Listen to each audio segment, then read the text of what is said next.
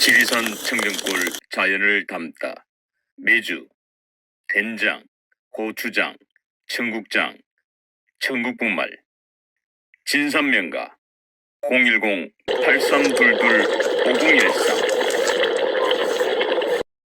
그 국회의원 선거를 여러 번 거치면서 대통령, 다시 말해서 행정부와 국가 원수는 국민들이 그 윤석열 대통령을 선택했지만 우리나라 그 국회 쪽은 하여튼간에 뭐 부정선거다 어쩌다 뭐 이런 이슈가 있지만 어쨌든간에 결과적으로는 국회 의석의 절대 다수 의석을 국회를 야당이 장악하고 있습니다. 그러면은 그 야당이 3분의 2까지는 장악하지 못했기 때문에 3분의 2가 아닌 과반수에 대해서는 대통령을 제외한 모든 고위공직자를 다 그냥 아무 이유 없이 그냥 다 마음에 안 들으면 다 탄핵시켜버리고 막 이런 식으로 할 수 있는 일종의 권력 남용이에요. 지금은 국회가 권력을 남용하는 걸 어떻게 통제할 것이냐 이것이 문제되는 시기이고요. 근데 이제 그렇기 때문에 그것을 나는 이제는 공직자들 그러니까 뭐 22명을 뭐 벌써 탄핵했고 뭐 그리고 탄핵했다 도로 또 제자리로 복귀하신 분들도 있고 그러시죠. 그렇게 지금 그 국회가 자기가 특정 정파가 의석수를 많이 차지하고 있음을 핑계로 그들이 지금 국회의원들의 권력 남용이 너무 과도한 거예요. 그렇게 하면서 공직을 마비시키고 있고 결국에서는 그 대통령실의 예산이라든지 모든 주요 그 사법기관들의 그 예산 중에서 특수활동비를 전부 영원으로 만드는 그 예산 결의권을까지 그걸 핑계 삼아서 이렇게 권력의 횡포를 저지르고 있기 때문에 그거를 더 이상 볼 수 없어서 대통령 입장에서는 그것이 전시사변2에 준하는 사태, 전시사변은 아니지만 전시사변과 마찬가지 국가의 위기를 초래할 수 있는 사태가 됐기 때문에 왜냐면 뭐 물론 윤석열 대통령이라든지 김건희 여사님께서 나름대로 사비를 털어가면서 뭐 국가가 위기 상황에 있을 때 예산에 없는 일이라도 해야 될 일이 발생했을 때 할 수는 있을 거예요. 그렇지만은 그거는 옳은 일은 아니고 주어진 예산 범위에서 일을 했는데 예산이 없으면 일을 못 하는 거잖아요. 국가는. 그렇죠. 그러다 보니까는 그러면은 그 대통령께서 판단하신 우리나라는 어느 순간에 갑자기 무너져도 전혀 이상스럽지 않은 상황이 도래했다라고 네. 본 거. 그거 자체가 준하는 사태. 전시사변은 아니지만 전시사변에 준하는 사태에 해당한다고 저도 그렇게 보입니다. 제 눈에도. 아하. 그렇게 대통령이 판단하실 수밖에 없고 이거는 내란이냐 아니냐의 문제가 아니라 계엄을 선포하셨는데 계엄은 국회에 선포하면은 국회에 통보를 해야 돼요. 그리고 통보했을 때 국회가 대통령이 저렇게 판단할 수밖에 없었겠다라고 생각하면 가만히 있을 것이고 이게 무슨 소리야 라고 나는 다르게 생각하는데 하면은 모여서 그거를 계엄을 도로 해제해달라고 요구할 수 있는 권한이 또 국회에 또 있습니다. 근데 국회는 아시다시피 그 절대 다수를 야당이 점하고 있기 때문에 그냥 쉽게 그냥 그 해제 요구를 쉽게 받은 해프닝에 불과한 거예요. 그러니까는 한 3일은 그래도 버티지 않을까. 이거 도나마 3일천으로 끝날 것 같은데 그 소리 이렇게 계엄이 선포됐다 그 소리 들었을 때 이제 누가 전화로 방송을 보고 저한테 전해줬는데 그걸 듣고 그런 생각이 들었는데 3일도 못 가고 뭐 몇 시간 만에 이렇게 풀어지고 말았어요. 그래서 그렇죠. 말하자면은 네. 계엄령을 발표할 수 있는 사태에 이르러서 발표를 했지만 국회 의석수가 절대 의석수가 적은 상황이었기 때문에 그것이 그냥 예산을 갖다가 제로로 만들어놓은 국회의원들이 뭐 계엄은 뭐 그냥 놔두겠습니까? 그러니까 대통령의 권력을 무력화해서 이 나라의 대통령 제도를 존재하지만은 대통령이 없는 거나 마찬가지. 국가에 위난이 와도 대통령이 자기 권한을 행사하지 못해서 군통수권자로서 역할도 못하고 아무것도 못하게 발을 꽁꽁 묶어놓기 위한 수단으로 예산을 제로로 만든 거 아닙니까? 그렇습니다. 그러니까 오히려 내란적 상황을 유도한 것은 국회죠. 다만 이제 내란죄냐 국회 거기에서 그 예산을 모두 제로로 만들고 아무 이유도 없이 탄핵 사유에 해당하는 거에 대해 심리도 없이 자기 마음에 안 들고 자기한테 불리하면은 전부 탄핵시키고 이러는 국회의 그 활동이 내란죄에 해당하느냐 이런 거를 판단하려면은 거기에 그 폭동 이런 부분이 추가돼야 되는데 국회에서 뭐 의결권 행사하는 게 폭동이라고 볼 수는 없잖아요. 그래서 그렇죠. 이제 그런 행동까지를 내란죄라고 할 수는 없고 다만 그 후에 그 대통령이 비상계엄을 발표했다가 비상계엄이 해제된 이 사건 가지고 그것을 탄핵으로 몰아갈 때 그 야당 측 사람들은 나름대로 자기의 조직력을 통해서 그 여의도에 많은 그 자기들의 말에 찬동해서 움직이는 사람들을 동원을 했어요. 제가 보기엔 동원했다고 볼 수밖에 없어요. 와서 보면은 그분들은 자발적 참여자보다는 조직적인 동원인 흔적이 많거든요. 네. 그러면은 그것을 또 공중파 방송을 통해서 그분들이 뭐 여의도에서 뭐 대통령의 뭐 탄핵을 바라는 사람들이 뭐 양 몇십만이 모였다고 막 이렇게 해야 되고 그것을 보여주고 그 부분이 폭동이라고 볼 수 있을 것 같아요. 예. 오히려 그래서, 오히려 그래서 그것을 통해서 그러니까 여당의 국회의원들이 심리적인 압박을 가하는 수단이 됐을 것 같고, 물론 부분적으로는 또 한동훈 대표가 좀 이상한 행동을 취하고 그 한동훈 대표의 말을 거스르면은 좀 문제가 생기지 않을까라는 이렇게 우려하는 몇몇 국회의원들의 그 소신 없는 행동으로 대통령이 탄핵 소추를 결국은 의결당하는 그런 꼴이 됐는데, 그 일련의 과정에는 내란적인 성격이 있지 않을까? 국회 일련의 그런 행동. 근데 그거의 주도권을 누가 가졌는지, 다시 말해서 그거를 그 야당의 그 대표자인 조국 대표와 이재명 대표, 그때 그 당시에 여당의 대표였던 한동훈 대표, 그 세 사람의 역할에 대해서는 그 중에 누가 수괴냐, 이거는 조금 점검해봐야 되는 것 같아요. 근데 그거는 제가 사실하게 모르기 때문에 뭐라고 말할 수 없지만 그 집단적인 행동에 의해서, 그러니까 뭐 수괴 없이 집단적으로 그렇게 될 수도 있는 거니까. 그래서 그 부분이 오히려 대통령을 탄핵 소추 의결까지 가게 한 거, 그 계엄 선포를 빌미 삼아 그렇게 한 것은 그 전에 예산을 먼저 완전히 제로로 만들어 놓고 이런 일련의 과정을 보면 그것이 오히려 내란으로 볼 수 있는 성격이 있는 것 같아요. 제가 보기에는. 물론 제가 일개 변호사에 불과해서 제 의견이 얼마나 비중 있게 받아들여질지 그건 잘 모르겠지만 일단은 제 눈에는 그렇게 보입니다. 그러니까 우리 정수경 변호사님의 말씀은 오히려 내란죄는 윤석열 대통령이 아니라 예. 그것을 선동한 세력들, 예. 그게 그쪽이 오히려 내란의 비중 그쪽에 있다. 야당을 야당 쪽, 지지하는 야당도 지지하는 사람입니다. 지지하는 거는 내란에서 이제 부와 내동 이런 거로 보는 거고요. 거기에도 나름대로 계획이 있고 나름대로 전략하에 예산을 빵으로 만들어서 그렇죠. 예. 윤석열 대통령 코너로 몰고 이런 게 예. 이렇게 하면 내가 이렇게 하면 저기는 저렇게 행동하겠지. 네. 다 예상하면서 일을 벌린다고 봐야 되거든요. 그렇죠. 예상 시나리오들 같다. 보이지는 그렇겠지만 예. 제가 그 시나리오 내용을 실제로 그제 관여되지 않았기 때문에 모르는 거고 모르니까 네. 제가 뭐라고 말할 수는 없어요. 예. 그렇지만은 이렇게 보면은 나중에 한참의 이런 거의 진실을 모습은 아주 몇 년이 지나서부터 서서히 나오는 거잖아요. 그렇게 쭉 보면 오히려 그게 내란적인 요소가 더 강하다. 그렇게 저는 입장이 그렇습니다. 그렇군요. 우리 시청자 여러분들께서는 정수경 변호사님의 말씀에 판단이 서슬이라고 봅니다. 새로운 주장을 하셨고 눈의 고수는 역시 저희들의 실망시키지 않았습니다. 저희들이 새로운 답을 내주실 걸 생각하셨는데 오히려 지금 정수경 변호사님께서는 내란죄는 윤석열 대통령이 아니라 윤석열 대통령을 탄핵시킨 그 무리들이라고 말씀을 주셨습니다. 맞습니까?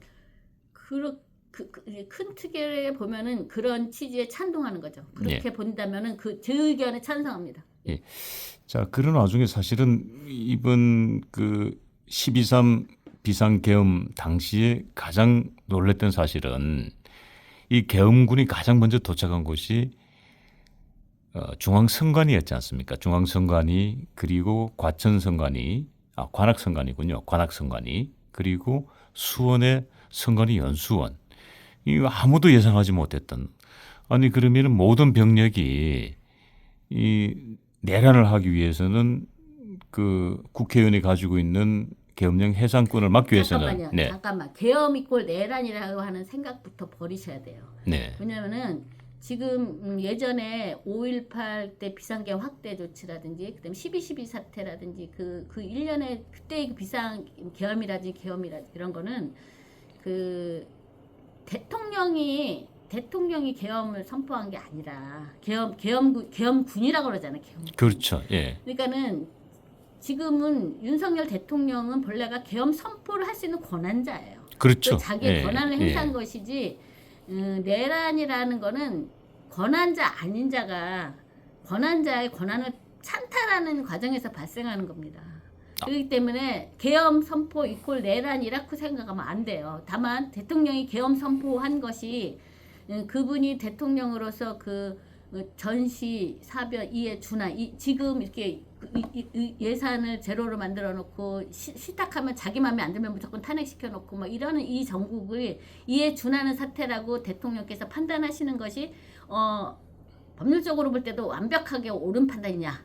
예. 그거에 대해서 이제 권력 직권을 제대로 행사한 거냐 아니면 직권 남용이냐 요런 것이 문제가 되는 것이지 그것이 내란죄의 그거는 아니에요. 뭐냐면은 내란이라는 거면 우선 거꾸로 해야 돼. 방향이 거꾸로 돼야 돼. 방향이. 예를 들어서 대통령이 아닌 자가 대통령이 계엄 발표권자잖아요. 네, 그렇죠. 계엄 발표권자가 아닌 자가 대통령의 이름을 사용해서 계엄을 발표하게 대통령에게 총구를 들이대서 계엄이라고 계엄 선포하게 나블라블라블하게 했다든지 뭐 요렇다면 내란이에요.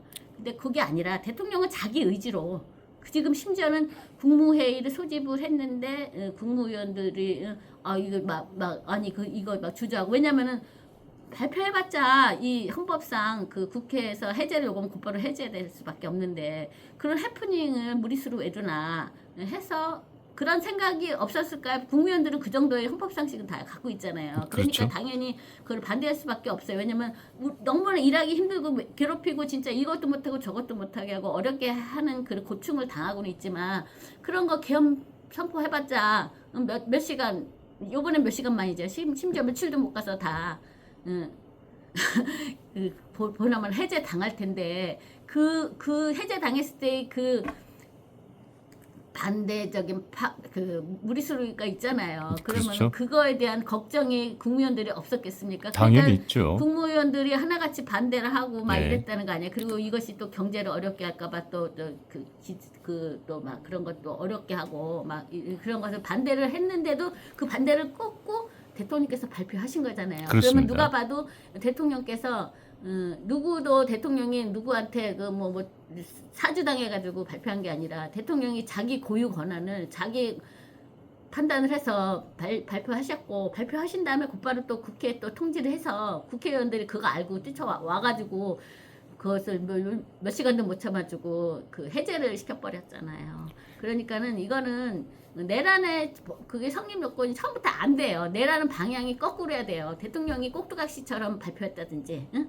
그러면은 이제 그 꼭두각시 대통령한테 뭐 총구를 들이대면서 뭐 계엄 발표 안 해? 막 이렇게 한 사람, 그 사람이 내란의 수괴되게 되고 이제 대통령이 이제 그거에 그거를 그걸 표현을 뭐라고 그러냐면은 모의에 참여하거나 지휘하거나 뭐 이런 자가 되는 거죠. 네. 예, 그렇게 되지만은 이거는 그게 아니라 대통령이 자기가 직권 행사하는 건데 예를 들어서 헌법기관의 권한을 무력화시켜야지 국가기관은 뭐 강압에 서 전복 또는 권능행사를 불가능하게 해야 그게 그 국헌문란이 되는 건데 뭐 그런 거 하나도 없었잖아요.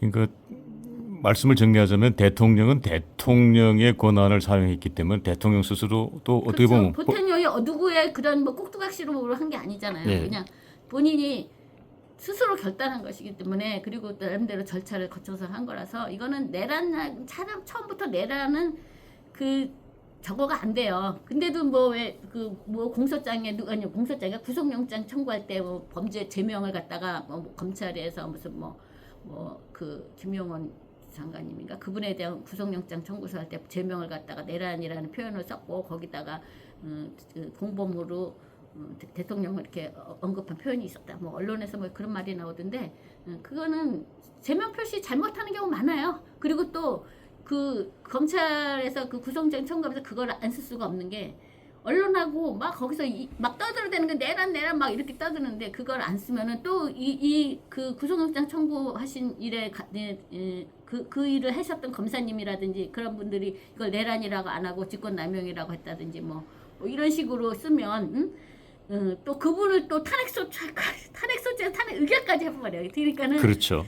뭐 연달아 우리나라에 말하자면 웬만한 공직자들 뭐 하위직 말고 웬만한 그 나름대로 그 독립적인 권한을 행사할 수 있다고 보이는 모든 고위공직자 전원을 다 탄핵 의결시켜가지고 그 우리나라의 그 모든 국법질서를 확 무너뜨릴 수 있는 게 현재 권력 그 야당의 그 국회에서의 야당의 의석수예요. 근데 그분들이 저렇게 권력을 가지고 있으면 그 권력을 나라를 위해서 정말 좋은 방향으로 쓰는 게 아니라 전부 자기 그다음에 뭐 그냥 뭐 장난삼아 너희들 내 앞에 줄 안 서면 너희들이 배길 것 같아 어디 한번 보자 뭐 완전히 뭐 조선시대에도 있지 않은 그런 행동이 지금 계속 벌어지고 있거든요. 다만 중요한 건 뭐냐면은 그분들이 그렇게 권력 남용을 할 수 있는 건 누구를 상대로만 가능하냐? 고위 공직자를 상대로 해서만 가능해요. 국민은 아닙니다.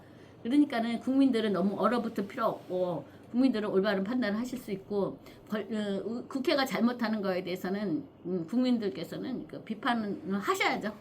비판하시고 싶으신 분은 하실 수 있는 거고 물론 그것이 옳다고 생각하시는 분은 옳다고 뭐 하셔도 되는 거고 자유죠. 그건 국민들의 자유고 저는 그렇게 봐요. 그래서 이게 지금 그리고 대통령께서 선관위를 덮치고 막 이러는 거는 이 모든 게 그 부정선거에 의해서 당선된 국회의원들이다 보니까 책임감도 없고 이런 생각도 없고 그냥 자기네들 저렇게 행동하는 게 아닌가 이런 의구심을 충분히 가질 수 있었을 것 같아. 그러니까는 그런 것을 내가 이렇게 생각한다라는 걸 보여주기 위해서라도 선관위 쪽을 먼저 가게 하지 않았을까 이런 생각이 들어요. 지금 이제 부정선거가 그 윤석열 대통령의 계엄군이 가장 먼저 이 선관위에 도착을 했기 때문에 계엄 선포와 동시에 그래서 갑자기 이제 부정선거에 대해서 국민들의 관심도가 높아졌어요. 네. 그 전까지만 해도 한교안 전 총리가 부정선거 부방대를 이끌면서 뭐 주말마다 계속 뭐 집회도 하고 했습니다만은 뭐 그때까지만 해도 국민들의 관심사는 뭐 설마 그러고 대부분 외면하는 분위기였는데 이번에 대통령께서 아니 그 많은 병력들이 그 국회 들어간 병력보다 더 많은 병력이 선관위로 갔기 때문에 이게 도대체 말이 되느냐? 그럼 도대체 왜 선관위로 그 많은 병력을 보냈느냐 하면서 이 부정선거에 대한 관심도가 높아졌단 말입니다. 그 변호사님께서는 혹시 부정선거에 대해서 어떤 개인적 의견을 가지고 있습니까? 저도 그 부정선거 부분에 대해서 이게 태극기 집회 가면 그거를 발표하시는 분이 그거 깊이 연구하시는 분이 계시더라고. 네. 그래서 진감인가 하면서 그분들을 쫓아서 선거관리위원회 가가지고 또 말씀도 들어보고 많이 해봤어요. 네. 그랬는데 그 세상에 우리가 선거 개표하는 과정에서 보면 굉장히 많은 사람들이 개표 종사를 하잖아요. 네. 그렇게 많은 사람이 이렇게 그러면 그 사람들은 일종의 서로 간의 감시원 역할도 할 수 있는 거 아닙니까? 그렇습니다. 그렇게 많은 사람들이 이렇게 하는 데서 어떻게 부정을 할 수 있다는 거야. 네. 이렇게 그렇게 순수한 생각을 하시는 분들이 이 부정선거는 있을 수가 없어 이렇게 생각하시는 그 근저에는 그거예요. 그런데 예.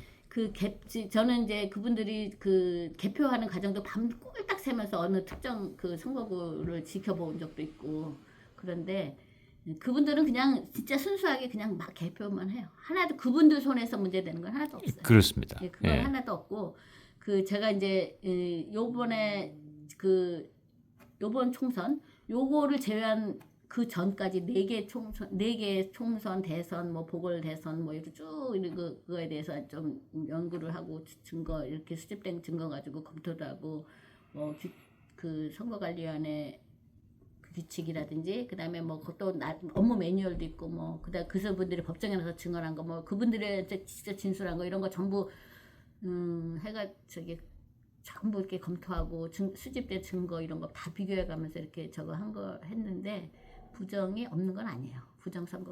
부정선거가 그분이 굉장히 빨리빨리 수습을 하는 거고, 다만 이제 제가 느낀 거는 뭐냐면은 선거관리위원회가 주도적으로 부정을 진행하는 게 아니라 이 선거가 정말 해킹이 쉬운 구조 그렇게는 돼 있는 것 같아요. 해킹이 쉬워가지고 선거관리위원회 이름으로 진실과 다른 어떤 수치를 막 발표하게 만드는 구조인 것 같고, 그러니까 지금은 디지털 빅브라더에 의해서 선거관리위원회 그 사전투표는 본투표하고 달라서 지금 누가 이렇게 와서 선거를 했는지 안 했는지 이런 거를 그 현장에서 카운트하지 않습니다. 현장에서 카운트하지 않고 그냥 컴퓨터가 알아서 카운트해서 쭉 출력해서 주면 거기다가 입에 사인을 하는 형태로 돼 있어요. 그러다 보니까는 선거관리위원회 이름으로 투표를 이만큼 했다라고 이렇게 발표하면 그 다음에 선거관리위원회가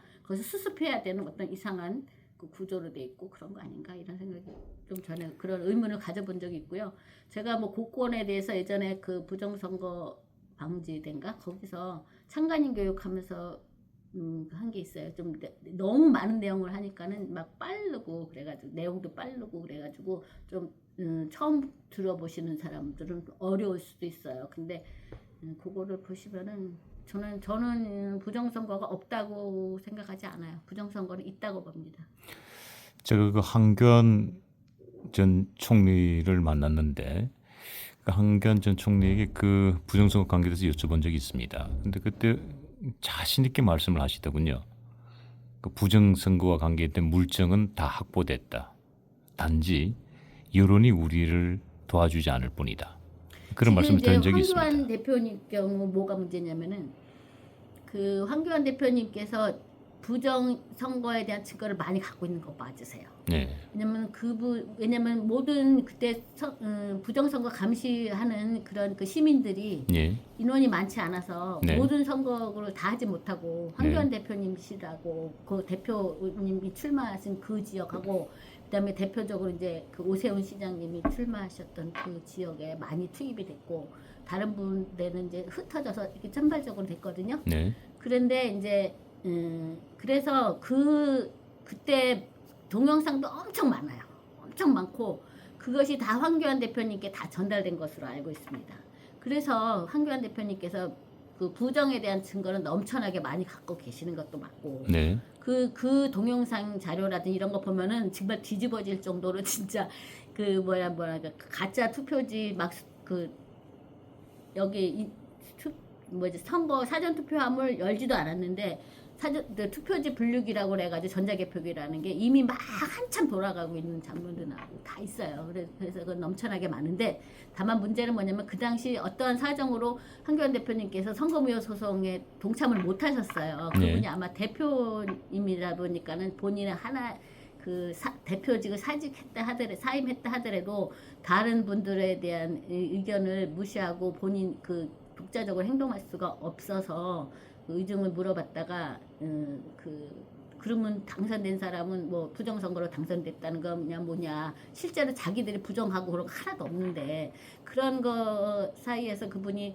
여러 가지 정치적인 입장 때문에 부정선거 선거 무효 소송에 나서지를 못하셨던 것 같아요. 정확하게는 저도 사정은 모르지만 나중에 이제 후담으로 이렇게 전해드리는 걸 종합해보면 그런 부분이 있거든요. 그래서 그분이 선거무효 소송에 제기하지 않으셨어요.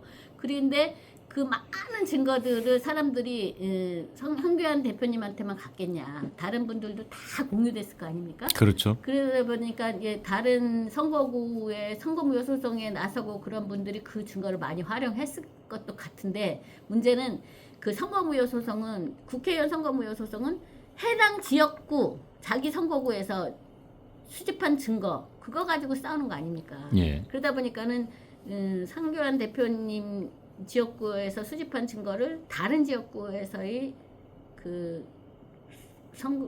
증거 자료로 사용할 수가 없잖아요. 만약에 저기 한강의 사정은 남산에서 얘기할 수는 없는 거 아닙니까?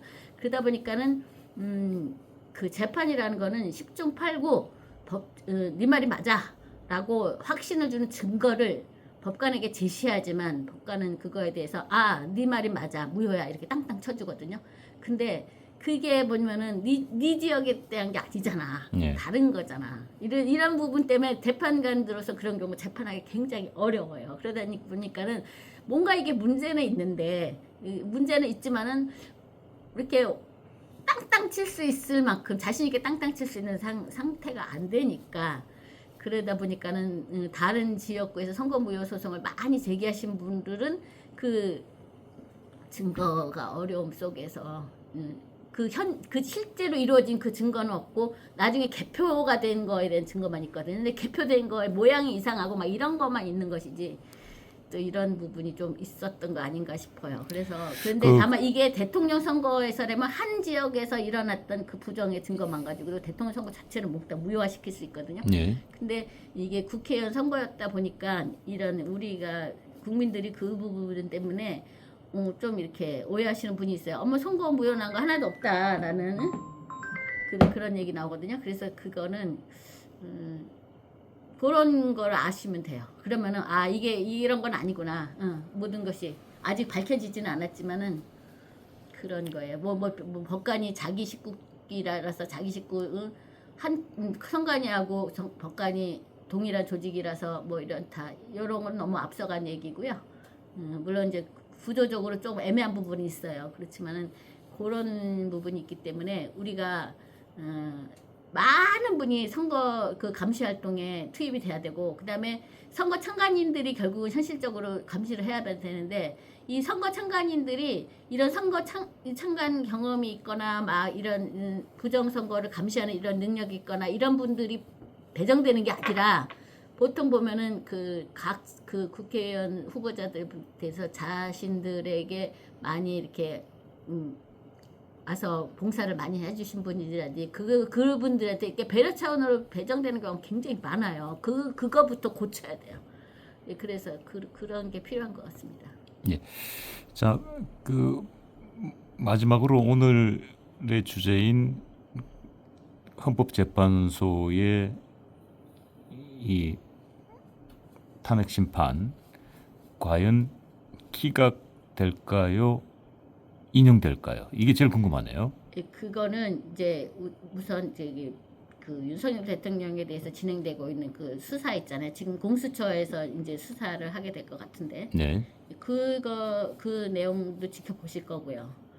그것의 변론을 우선 잘 하셔야 되고 그 준비를. 네. 그다음에 이 헌법재판은 다분히 그 정치적인 재판의 성격도 있어요. 예. 그래서 그분들이 쫄지 않게 예. 우리 대통령을 지지하시는 많은 분들 그리고 진실에 대해서 이것이 진실이라고 확신하는 많은 분들이 헌법 재판을 하시는 재판관님들이 쫄지 않도록 그 역할을 많이 해주셔야 될 것 같습니다. 저희 구체적인 얘기는 그거는 제가 할 말은 아니고요. 예. 네.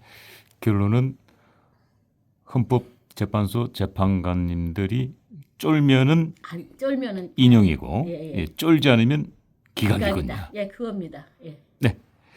장시간 시간 내주셔서 고맙습니다. 네. 정수경 변호사님. 지리산 청정골 자연을 담다. 매주 된장, 고추장, 청국장, 청국분말, 진산면가 010-8322-5013 지리산 청정골 자연을 담다.